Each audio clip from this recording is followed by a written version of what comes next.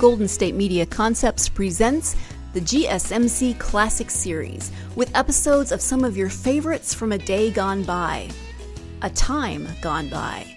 Join us as we time travel to some of your classic favorites from yesteryear. The GSMC Podcast Network invites you to sit back, relax, and enjoy the GSMC Classics series on the Golden State Media Concepts Podcast Network.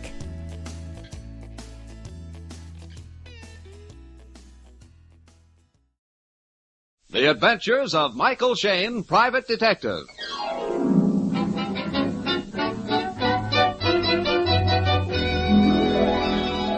The people who make 76 gasoline and Triton Motor Oil, Union Oil Company, present The Adventures of Michael Shayne, Private Detective, starring Wally Maher and Kathy Lewis.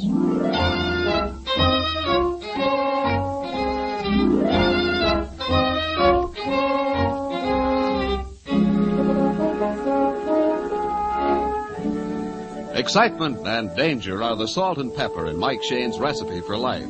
But at this particular moment, Mike seems fresh out of spice and seasoning. Life is very dull for our detective friend. So dull, in fact, he almost yawns right in the very pretty face of his secretary, Phyllis Knight. 10 minutes to 4.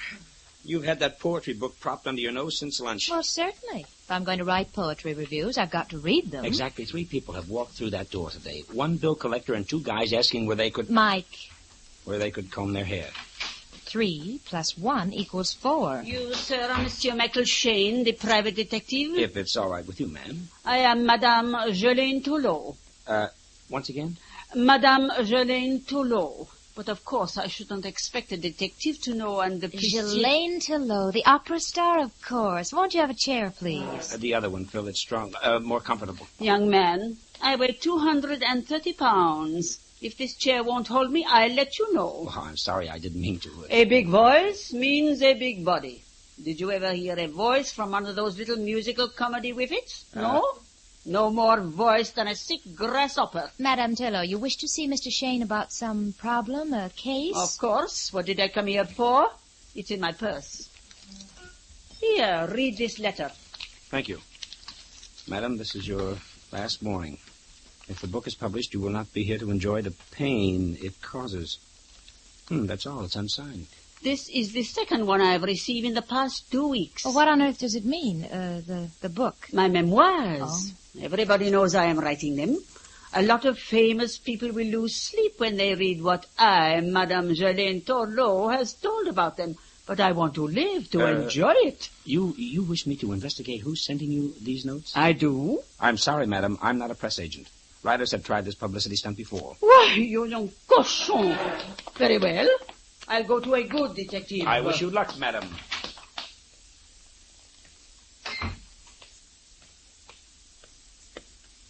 I like you, young man. You talk back to me and don't apologize. Only in months spelt with an R. I admit I like publicity, Mr. Shayne. I love to see my name in print, but not in the obituary.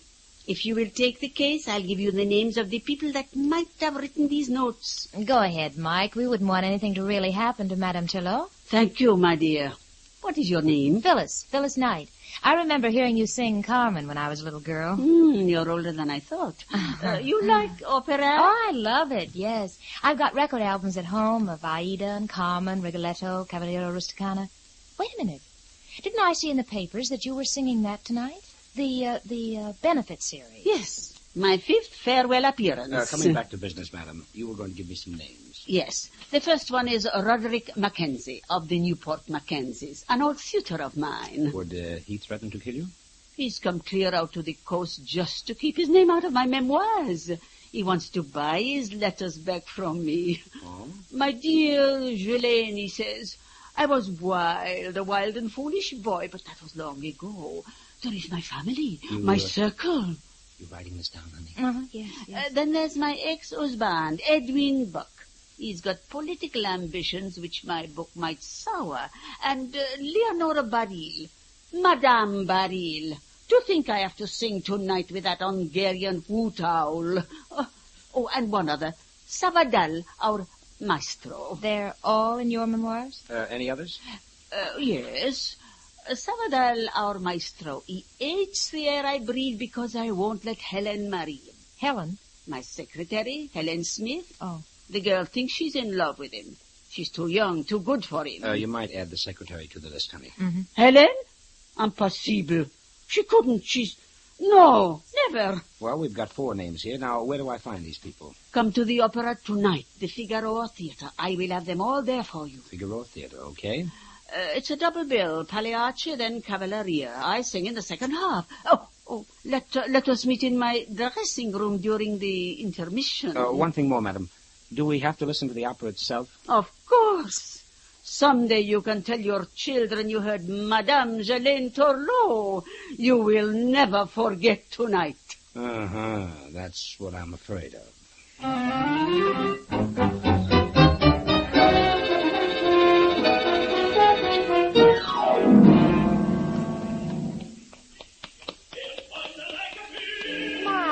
I wanted to hear the end of Pagliacci. Yeah, so do I. It can't end quick enough. Oh, you're just being childish. You like music and singing. Yeah, sure, darling, but when guys get up on the stage and insult each other, I want to enjoy it in English. Oh,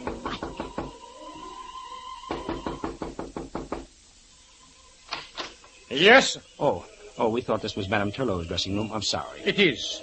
Madam has no come here yet. Oh, well, we were to meet her here in her dressing room. Can we come in and wait? I am waiting to see her. Okay, we'll make it a threesome. The names are Miss Knight and Mike Shayne. So? I am Sabadell. The maestro? But I thought you were conducting... Cavalleria only, madame. Oh. Diavolo, she's late. Excuse me. Hello? Madame, the time. I wait and wait. So? See, they are here. You, Mr. Shayne. She want to talk. Oh, thank you. Hello? Monsieur Shayne, I am going to be late. A certain person has been here at the house trying to tear up my memoirs. What? Who? I'll tell you when I get to the theater. Come back to the dressing room after the performance. Au revoir. Goodbye. I want to talk to her. I'm sorry, Maestro. She hung up. Oh, that woman, that big girl will not stand to this. I warn her. No, we're doing it. Do what? Hey, just a second there. That, my dear, is what we artists call temperament fortissimo. Yeah, well, I've got a plainer name for it. Come on, darling. Let's go back to our seats and join the other sufferers.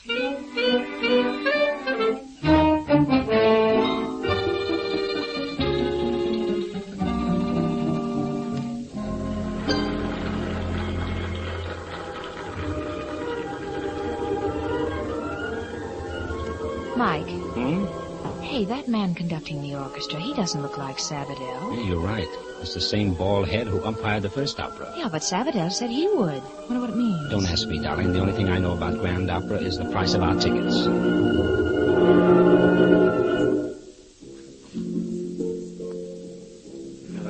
Hey, that's awfully funny. Yeah. Well, this is the last part of the prelude, and right now the tenor's supposed to be singing off stage. The curtain's going up.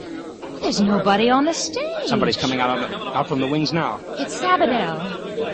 Ladies and gentlemen, please.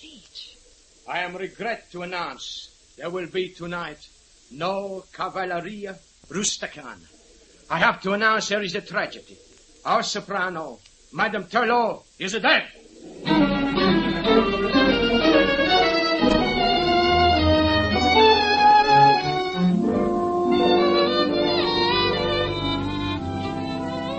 We'll return to Mike and Phyllis in just a moment.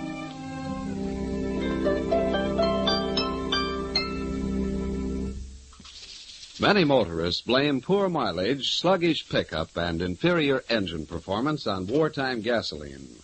Now, it's true that all civilian gasoline must be restricted in quantity and quality due to government regulations. But if you've been having trouble with a rough motor, or your gas coupons don't seem to go quite as far as they used to, ask yourself this question. How long has it been since my spark plugs were checked? You see, spark plugs have a lot to do with engine performance. If they're old or burned or dirty, they won't fire properly and they waste gasoline. In fact, engineering tests show that defective plugs can waste 1 tankful of gasoline out of 10. Now, there's no reason why anyone should put up with this condition when it's so easy to have your Union Oil Minuteman check your spark plugs. Union Oil spark plug inspection is scientifically performed. The condition of each plug is carefully measured on a special machine, and you can see the results for yourself. If your plugs are dirty, the Minuteman will clean and adjust them. The cost of this service is only a few cents per plug, and you'll soon save that in extra mileage. You'll find Union Oil Minuteman ready to serve you wherever you see the sign of the big orange and blue 76.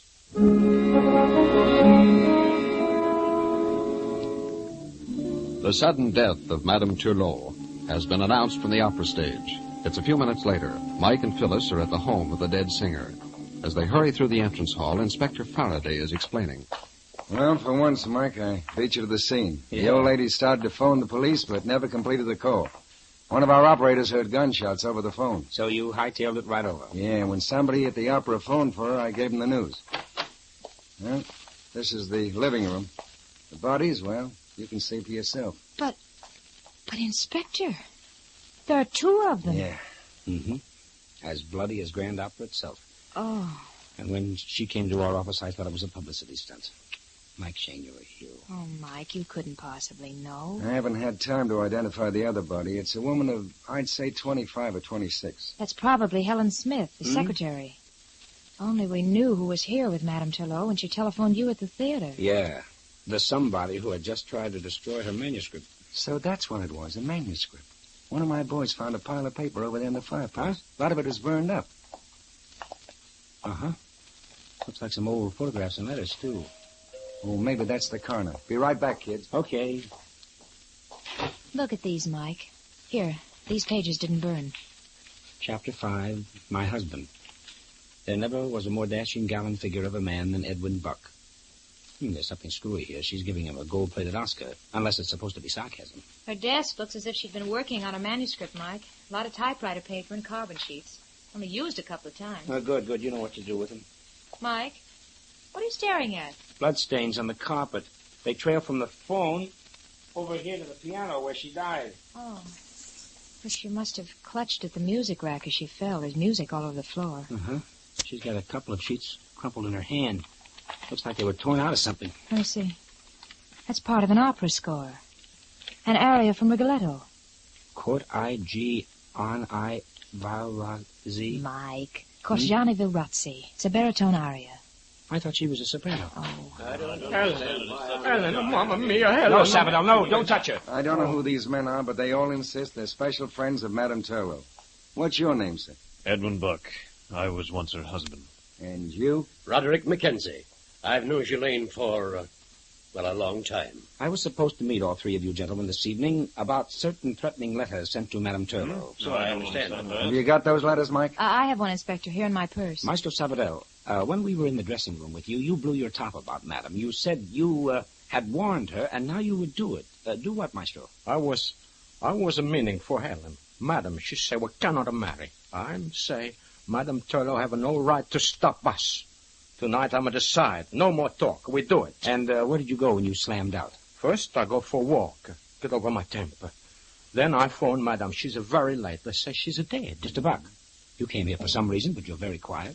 Yes, it's so horrible. How long ago were you divorced from Madame Turlot? About 18 years. I understand you have political ambitions. Is that right? I hope to run for Congress. And what your ex-wife wrote about you might do your opponents more good than you. Why, no. From all Shayne told me, she wrote rather well of me. From all she told us, that wasn't her idea. Can you tell us, Mr. Buck, where you were during the past hour? Why, certainly. At the opera to hear Shayne. Mr. Mackenzie, I believe you made a special trip here from New York to keep your name out of these memoirs. There's no crime in that. You tried to buy your letters back from Madame. I did. I have my family to think of, my social standing. Some of my letters were, full of youthful enthusiasm. I was afraid Shayne would distort them. Mr. Mackenzie, where were you during the past hour? I was at the opera. No, that is one lie. He was here. I'm see him. All right, Mackenzie. Drop the innocent act. What were you doing here? Well, if you must know, I came to talk to Shayne's secretary. And? I was going to bribe her to steal my letters for me, but nobody answered the door. I never got in. You can't prove anything on me. Except that you're a poor liar, sir. That goes for all of you. Any one of you three could have sneaked up here from the opera and killed these women. Inspector? Yes, Mike. Madam has some of the musical score in her right hand. I want to borrow it for an hour or so. But, Mike, that's evidence. Nothing's going to happen to it, Inspector. And, honey, if you'll give me the keys to your apartment, please. What? I'll go with you. No. I want you here to sort of observe proceedings. Mr. Shayne, please, I want to talk with you. It must be private. Inspector Faraday will be glad to hear anything you have to say, Maestro. I'll be seeing you, children. Oh, Angel, you dropped your handkerchief. Oh, thanks. All right, Mr. Sabadell. What was it you wanted to tell Mike? No, it's like I say, it's a private. Okay, I suppose it's private why you came here earlier and saw Mackenzie. I'm already tell. I come to see Helen and say to Madam that we get married. But nobody's opened the front door. They're already dead. Inspector. Now what? This isn't my handkerchief. It's got the initials L.B. Mm-hmm. Of course. Leonore Beryl, the singer. Her name was on our list, too. Then she must have been here. We're knee-deep in suspects. Well, maybe this one is the fish we're really after. See you later, Inspector. Hey, Phil, where you going? Where do you suppose? Right, Inspector?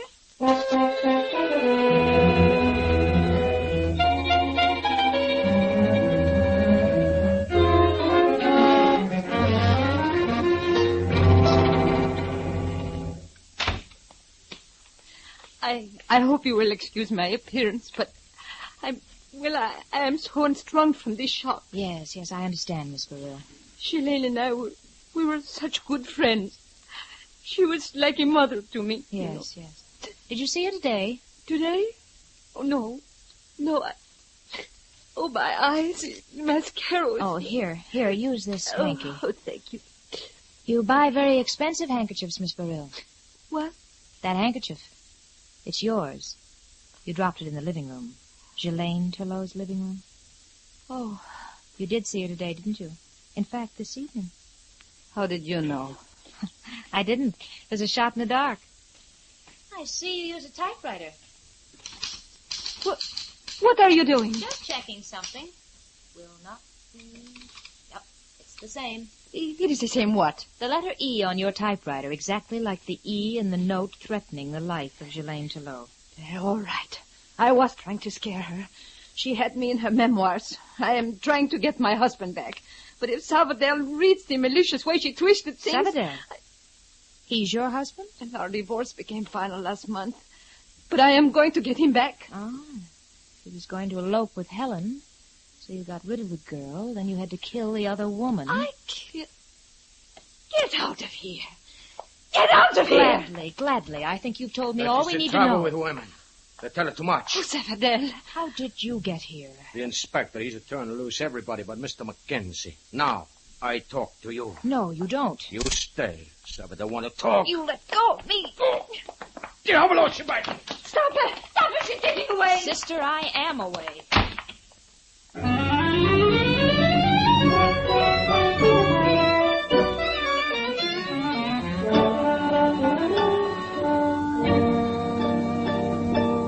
She was lying every minute of the time because everything that she said... Please, Angel, please give it to me slow. I can't get it all at once. Well, listen, all right. Faraday has turned everybody loose except Mackenzie. He's holding the wrong man. Well, it could be, but Inspector Faraday must have his reasons. But the handkerchief. Leonore Beryl admitted she was with Madame Turlot tonight, and she was married to Sabadell. So you said. Well, doesn't all this mean anything to you? Sabadell tried to keep me in that apartment. Mm-hmm. Men try that occasionally. Oh. By the way, did you check Madame's carbon paper? I did not. I found more important things to do. Phyllis, I told you Mike, stop fiddling with that phonograph and listen to me.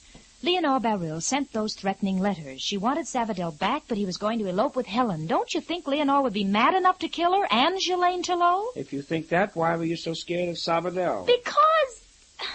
Because they're in it together. Mm-hmm. Oh, by the way, honey, have you got some extra phonograph needles? This one's getting scratchy. Oh, Mike. What's the matter? Something wrong? Yes, you. Huh? I beat my brains out trying to help you on this case. You just stand there gawking at sheet music and phonograph records. Excuse, please, but the doorbell. That's the apartment phone, stupid. Down by the mailboxes. Oh, I'll get it. It's probably Inspector Faraday. Hello? Please, Mr. Phyllis Knight. Well, who is it and what do you want? Senor Sabadell, I must see her at once. Look, mister, if this is Mike Shayne, and if you come around here to pester Phyllis, I'll punch you... No, please. I want to talk to both of you. It's a secret. I have an idea. Hello? Hello? Hello? Hello? Mr. Shayne. Yeah? The aria. Oh. Sabadell. Sabadell, what's wrong? Sabadell!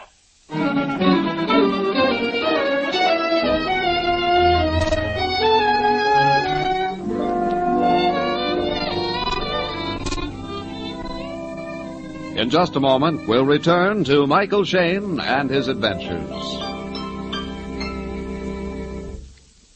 A few minutes ago, we mentioned some of the reasons why clean spark plugs are important to the efficient performance of an automobile engine. Now, while you're having your spark plugs checked, it's a good idea to ask the Minuteman to look at your ignition cables, too. These cables are the small, fine wires which deliver electricity to the spark plugs. If any of them are broken or frayed or the insulation damaged, even brand new plugs won't help your driving.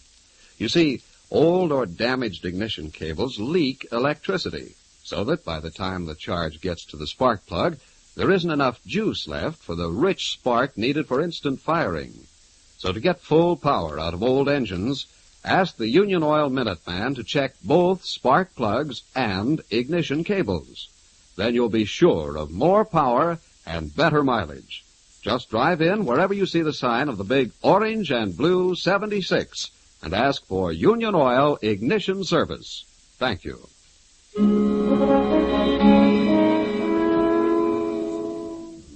For the second time tonight, a phone call has been ended suddenly by a revolver shot. It is minutes later. Mike and Phyllis are standing on the sidewalk outside Phil's apartment house. Two men in white are lifting a limp body onto an ambulance stretcher. Mike, do you think he'll live? Well, the doctor says he will if they get him to the hospital quick enough. Even so, we won't be able to question him for days, and that may be too late. Not a soul in this crowd saw who did it. Somebody decided Sabadell shouldn't talk to us. Yeah. Oh, if I had only listened to him when he tried to tell me something at Madame Turlow's. Or you at Leonore Barill's. Well, if we just knew what he wanted to tell I us. think I have a sneaking hunch, honey. You have? Yep. Well, come on, Bright Eyes. We're going to phone Inspector Faraday and send out the invitations. Invitations? Mm-hmm. To a midnight reunion at Madame Turlow's. The guest list will be very select and slightly dangerous.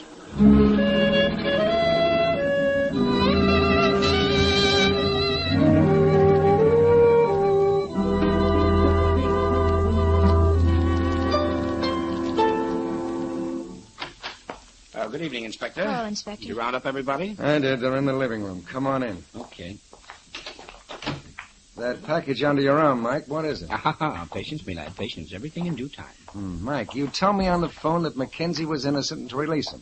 Well, I haven't. You mean you've got proof on him? Mackenzie came clear across the continent just to stop Madame Turlow from publishing that book. He admits he was going to bribe her secretary to steal the stuff for him. And Sabadell placed him here at the house at or about the time of the killing. That's enough for me. There's just one hitch, Inspector. What? How about the killer trying to remove Sabadell, too, at the very time you had Mackenzie at headquarters? Say, that's right. Yeah. Unless Sabadell's ex-wife did it in a fit of anger. Miss Barill, this is Mr. Shayne. So, I understand I have you to thank for dragging me out at this unearthly hour. Yes, Miss Barill. Mr. Buck, how are you? As well as could be expected. Phyllis, will you look up those carbon papers now? Yeah, right away. I believe Inspector Faraday has told you of the shooting of Maestro Sabadell, so the first thing we want to know from both of you is, where were you during the past hour? Well, I was at home, reading the newspaper story about tonight. Oh, an incomplete story, I'm afraid. And you, Miss Barill? Also at home. When Miss Knight left you and Sabadell, or should I say escaped from you, what happened? Nothing. You and Sabadell had a fight. He accused you of killing Helen so he couldn't marry her. I told him I didn't, and it's the truth. All right. Now, honey, how about the carbons? All checked. Madame Turlow was still working on the chapter, My Husband. And? We were right the first time. She's anything but flattering to Mr. Buck. Rubbish. She was very kind to me. Well, here's the carbon sheets. We found them on Madame's desk, and they were used only twice. I just held them up in front of my vanity mirror and read what she'd typed, and it was not flattering. Well, how was I to know that? I thought it was all favorable to me. Well, that's a minor issue now anyway. The real key is Helen Smith, the secretary. How do you mean, Mike? Madame Turlow was against a marriage between Helen and Sabadell. She told us it would never happen. Now, doesn't that strike any of you as a little strange? Employers usually don't have such control over the lives of their secretaries. Okay, Mike, but get to the point. That is the point, Inspector. And now you wanted to know what I have in this package. Yeah. First, The music score we found in Madame Turlot's hand. A baritone aria from Rigoletto. The Cortegiani Virazzi. Pronunciation by courtesy of Miss Phyllis Knight. Thank you, you. darling. And next we have Phil's record album of the same opera. Angel, will you warm up the Madame's phonograph for me? If you ask me, this is all very cheap and dramatic. Operatic is the word, Miss Borel. You see, when Madame Turlot was shot, she made a dying effort to tell us who killed her and Helen, especially Helen. She tore a very special aria from the score of Rigoletto. In a desperate gamble, somebody would understand it. Mr. Shayne, I don't believe you are the man to give us a course on opera appreciation. Well, we shall see, Miss Borel. Photograph's ready, Mike. Okay, darling. Now, do you people know the plot of Rigoletto and what this aria means? Well, of course. I have sung Rigoletto. I'm afraid I have only a hazy idea. All right. This is the setup. A gang of the Duke's courtiers have just kidnapped a girl. Now this guy Rigoletto is cursing them. Now he's begging them to give her up, and they won't. Now he tells them a secret. The girl is his own daughter. Well, does that mean anything to you, Miss Burrell? Not a thing. You, Mr. Buck? I can't say that it does. Okay, then I'll put on the other record. Now, this is the end of the opera, the payoff. Miss Burrell, as an opera star, tell us what's happening on the stage right now. Why, Rigoletto had planned to kill his enemy, the Duke. Right. He has the body in a sack, and then he makes a discovery. Now listen carefully, Mr. Buck. Rigoletto opens the sack and sees a girl's body. He cries, "Speak, oh, speak to me, my darling daughter. Oh, awful fate. By my hand she hath fallen." Huh? What's that? Mike, My child. Helen was my child. Helen was Shalaine's daughter? Then Buck is her father? I didn't know. I didn't know. Yes, her father. And her murderer.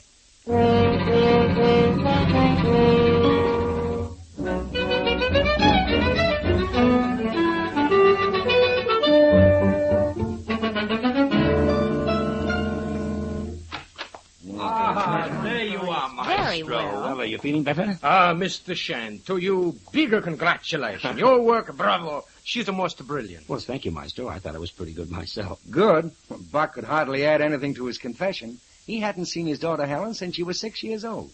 Buck says he just wanted to scare Madam out of publishing her book. Helen tried to grab the gun, it went off. Then he had to shoot again. Mr. Salvador, you had something you wanted to tell me privately. Now, can you talk now? Yes, I can. Tonight, I see aria from Rigoletto in a madam's hand. Mm-hmm. The idea has come to me. Maybe Helen is not often the way she should think. Maybe she is the daughter of Madame and Mr. Buck. The same idea Mr. Shayne have, but I must tell in private. Well, why under the sun would Jelaine Turlot keep such a secret from her husband and her own daughter? We in opera are strange people. Madame Turlot live and breathe opera. She's a very dramatic. She can enjoy secret just like a storybook. Speaking of operas, Angel, I noticed you got another record album up at your apartment. Maybe if I studied it, I might get the answer to another problem. Mike, not another crime. Well, a different sort. It's The Marriage of Figaro. Catch on, Miss Knight? Then, Mr. Shayne, you must translate it better than your Rigoletto. Huh? But just a minute ago, you were complimenting me about... See, only your thinking. But the aria, no. I've never heard such a bad translation. Oh, Mike. Dear, I was so proud of your learning and your culture. Well, what about you? You didn't correct me. You're supposed to be the highbrow in this partnership. Oh, I am. Opera, music, books, poetry, reviews. Climb down off that pedestal, you fake. Why, Michael Shayne... Phil, there's only one book a man wants a woman to review. I know. A cookbook. Right.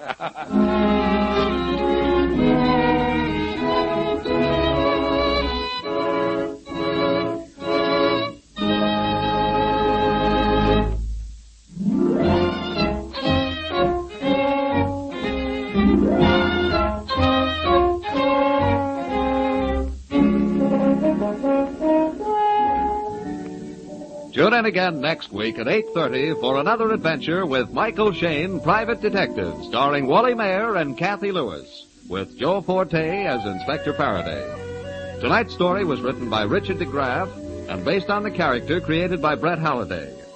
Music was composed and directed by Bernard Katz. This is John Lang saying goodnight for the people who make 76 gasoline and Triton Motor Oil, Union Oil Company. This is the Mutual Don Lee Broadcasting System.